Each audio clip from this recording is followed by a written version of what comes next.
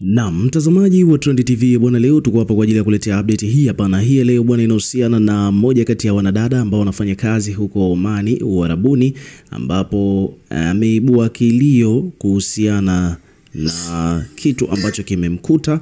Ni kwamba huyu bidada bwana, inasemekana kwamba wakati anafanya kazi Oman alikuwa anawatumia ndugu zake pesa kwa ajili ya kununua kiwanja, kufanya ujenzi, kununua malighafi kwa ajili ya ujenzi, ili yeye anakaribia kurudi. Hivyo basi moja kwa moja apate nafasi kwamba akirudi basi akute jengo lake linakaribia kuisha, au kama vipi ayamie kabisa katika mjengo wake. So mambo yalivyo yamekuwa mambo jinsi ambavyo huyu dada alivyoelezea amekuwa tofauti na vile ambavyo alivyokuwa na expect, kwa sababu kilichotokea ni kwamba ndugu zake bwana wakati anatumia pesa ni kama vile kuna situation ambazo zilikuwa zinamtia mashaka, kwa mwisho wa siku zikaonekana wazi walikuwa hawana mpango huo wa kufanya vile ambavyo yeye alivyokuwa anawaagiza.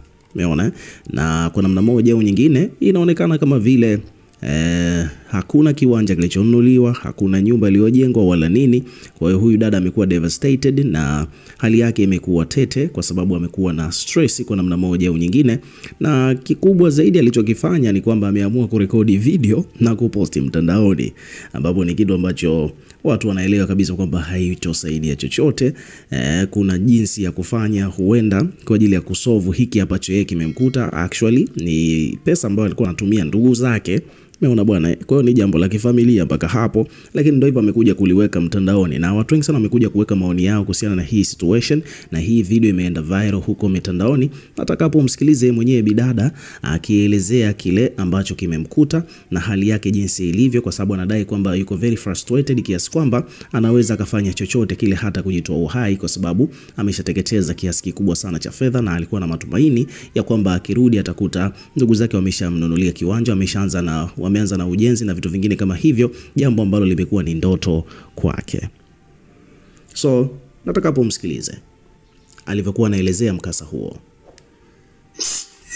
Jamani, wapambanaji wenzangu,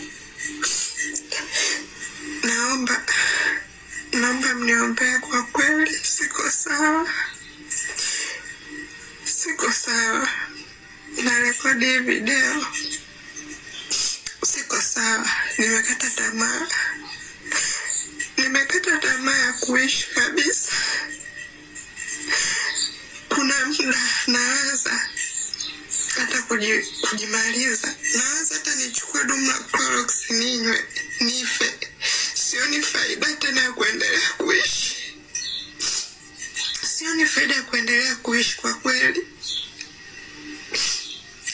Nimekuja Omani mwaka juzi, mwezi wa 7 mwaka huu namaliza mkataba. Kwa kipindi chote hicho nimekuwa nikijitahidi, natuma pesa kwa familia. Jamani, ninunulia kiwanja. Nikanunulia kiwanja, wakati wanaandikishiana kila kitu wakachukua video wakanitumia, wakachukua mpaka karatasi wakanitumia. Nikatuma picha zangu ikabandikwa pale. Baada hapo ile karatasi ya kiwanja ikaenda na mama. Mama yeye yupo kijijini. Dada yangu na mdogo wangu aliyenifuata mimi, mimi ni mtu wa Tanga, wao wapo Muheza. Baada hapo nikawa natuma pesa kwa yule dada yangu, anatoka anachukua. Nikanunulia kiwanja, wakati wanaandikishiana kila kitu wakachukua video wakanitumia, wakachukua mpaka karatasi wakanitumia. Nikatuma picha zangu ikabandikwa pale. Baada hapo ile karatasi ya kiwanja ikaenda na mama. Mama yeye yupo kijijini. Dada yangu na mdogo wangu aliyenifuata mimi, mimi ni mtu wa Tanga, wao wapo Muheza. Baada hapo nikawa natuma pesa kwa yule dada yangu, anatoka anachukua na mdogo wangu, wanaenda wananunua tofali wanapeleka site. Nikanunua tofali mpaka zikafika tofali za 3,000,000, tofali 3,100, pamoja na usafiri. Thamani yake ni 3,000,000 3 na ninunulie kiwanja. Nikatoka, unajua ujengaji wetu wa kimaskini, nikatuma pesa ninunulie magari ya mawe.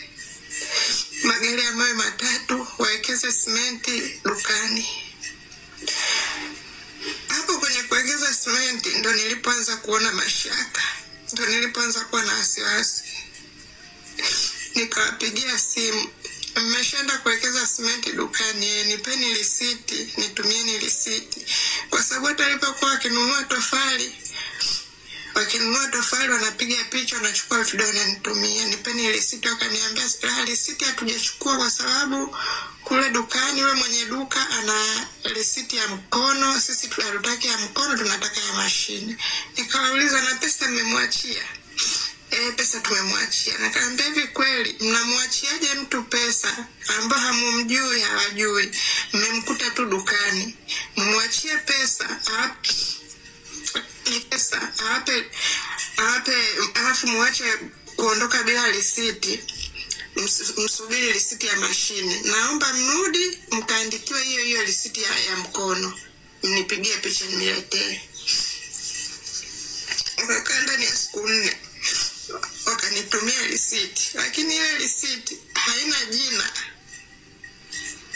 la mwenye duka, haina namba ya simu, wala haionyeshi duka liko sehemu gani. Kwa mimi ninavyojua, ukinunua kitu dukani ukipewa risiti inaonyesha kwamba hii duka lipo sehemu gani, mwenye duka ni fulani, namba ya simu pale. Nikauliza, hii risiti mbona hivi? Akasema, hii risiti sijui ile duka ni dogo, bado hana risiti hiyo unayotaka wewe. Nikasema sawa. Nikatuma pesa, ngambia nataka muende mkalimie kiwanja. Lakini sita pesa, alafu muache kuondoka bila risiti, msubiri risiti ya mashine. Naomba mrudi mkaandikiwe hiyo risiti ya mkono, mne mpaka Tanga. Wale watu nikawapigia simu, dadangu na mdogo wangu, nikawatumia message, jamani, nashukuruni sana kwa mponisaidia kuanzia kununua kiwanja mpaka kununua vifaa. Hapa palipobaki naona hamnipi ushirikiano ninaohitaji. Kwa hiyo hapa palipobaki mimi ninaleta mafundi wangu mimi mwenyewe. Ananiambia, sisi hatuwezi kupokea fundi yoyote kwa sababu sisi tayari tushatafuta fundi. Mshatafuta fundi vipi? Basi mimi nyumbani kwetu hawana simu kubwa kijijini. Kwa hiyo mimi mpaka nitie vocha kama hivi ya 5 ndo niwapigie. Nikapiga simu kwa baba, mpaka mimi sasa hivi nimeamua nilete mafundi wangu. Kwa hiyo naomba mafundi watakuja, mwape ushirikiano. Jana nikatuma 100,000, fundi akatoka na mwenzake wakapanda gari. Wanafika mpaka Tanga. Wao site mtakaenda kujenga, huyo alowatumia nauli, mwambieni awatumie nauli mrudi. Hapa hakuna mtakachojenga. Wakakataa kuwapa ushirikiano wale mafundi. Mpaka sasa hivi nimebaki nimechanganyikiwa. Niko nje hapa.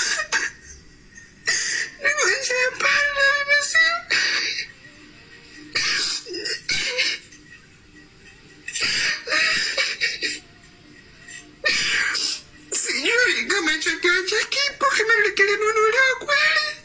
Sijui hata kama hizo tofali zilinunuliwa kweli. Sijui hata kama hizo simenti zilinunuliwa kweli. Nimebakisha miezi 4 sijui nimalize mkataba.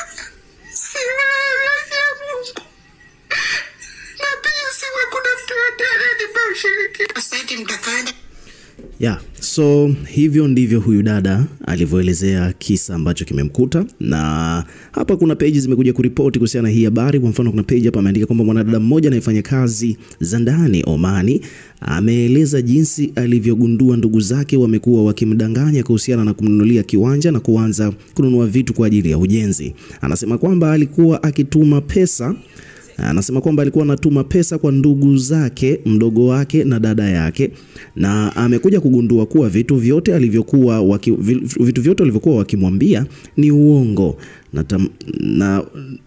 Naumia sana, natamani hata kujitoa uhai.